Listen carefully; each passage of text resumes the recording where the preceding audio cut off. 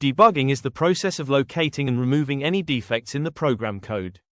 To debug a PL, SQL subprogram, user of the schema through which you have logged in, should have certain privileges mentioned in the slide. The process of debugging starts by adding breakpoints.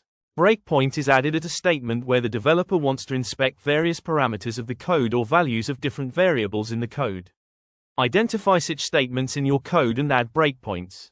When the debugging process reaches the breakpoint, you can use Data and Smart Data tabs in SQL Developer to inspect the state of various variables and data objects during the program execution.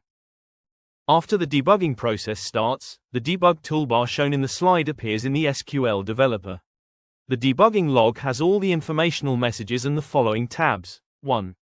Terminate, halts and exits the execution. You cannot resume execution from this point. Instead, to start running or debugging from the beginning of the subprogram, click the Run or Debug icon in the Source tab toolbar. 2. Find execution point, goes to the execution point, the next line of source code to be executed by the debugger. 3.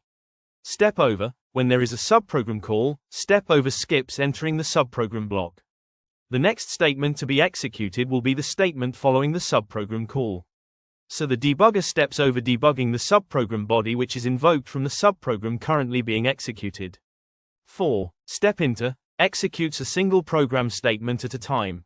If the execution point is located on a call to a subprogram, step into steps into that subprogram and places the execution point on the first statement of the invoked subprogram. You can monitor how the data is changing while executing the subprogram through the tabs Breakpoints, Data, Smart Data, and Watches. Breakpoints. Breakpoints are defined by the developer while debugging.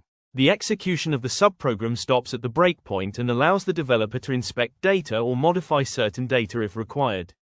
After performing the data inspection, developer can start the debugging process by clicking on Step Into or Step Over. Smart Data. Smart Data tab displays information about the variables in the subprogram.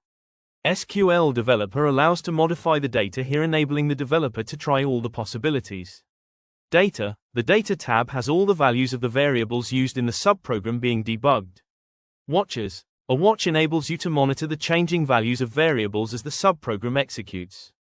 You can create a watch expression in the Watches tab based on the values of variables used in the subprogram. Now let us look at the debugging process of the procedure emp_list.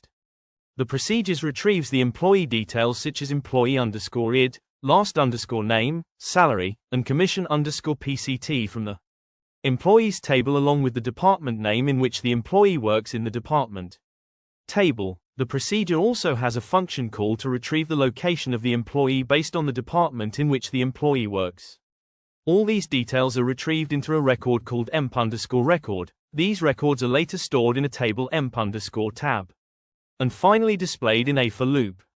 Shows adding breakpoints for the cursor, function call, and the loop statement.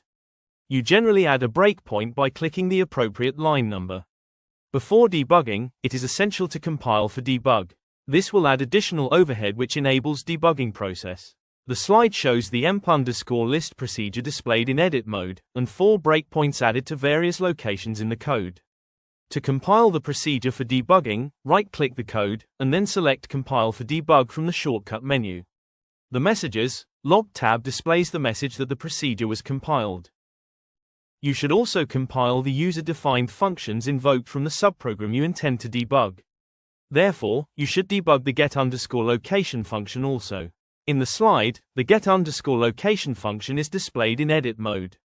To compile the function for debugging, right-click the code, and then select Compile for Debug from the shortcut menu.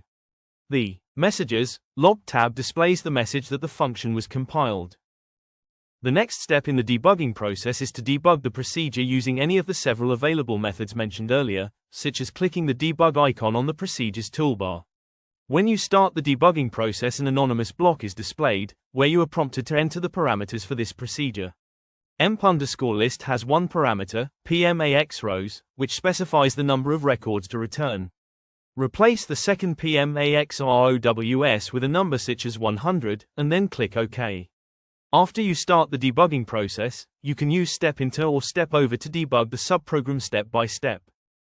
The slide demonstrates the debugging process. The slide shows that the program control is stopped at the first breakpoint in the code. The arrow next to the breakpoint indicated that this is the line of code that will be executed next. Note the various tabs at the bottom of the window. At this breakpoint, you can inspect different values of the data and monitor the expression watches set by navigating through the Smart Data, Data, and Watches tabs. While you are debugging your code, you can use the Data tab to display and modify the variables. You can also set watches to monitor a subset of the variables displayed in the Data tab.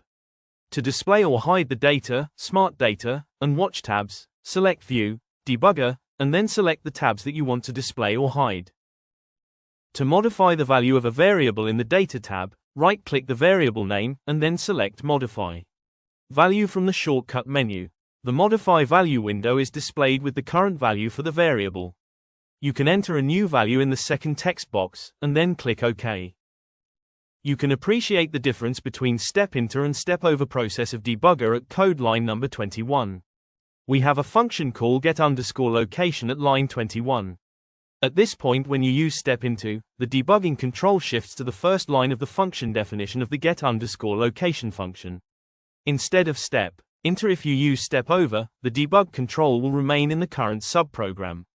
The control will be transferred to next statement, line 22, in the emp_list subprogram.